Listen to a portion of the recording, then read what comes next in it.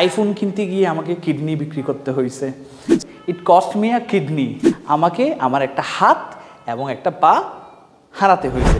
Hello everyone, this is Alauddin Saber and today we are talking about some common English idioms. These idioms will help you improve your speaking skill and also it will make your speech more beautiful, more native-like. An arm and a leg.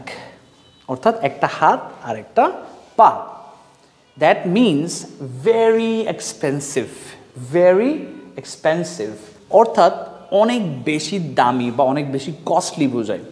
For example, আপনি এমন একটা কাজ করতে গেছেন যেটা করতে গেলে আপনার অনেক বেশি কস্ট পে করতে হচ্ছে, অনেক বেশি পরিশ্রম দিতে হচ্ছে বা কোনো না কোনোভাবে আপনার অনেক কিছু আপনাকে হারাতে হচ্ছে।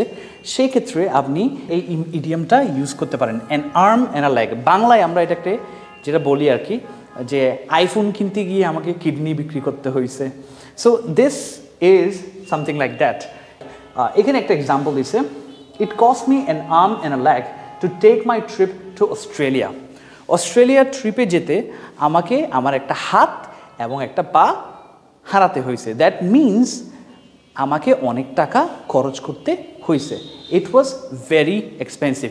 দি Australia trip was very expensive. It cost me an arm and a leg to buy an iPhone. একটা আইফোন কিনতে আমার একটা হাত এবং একটা পা চলে গেছে। It cost me a kidney.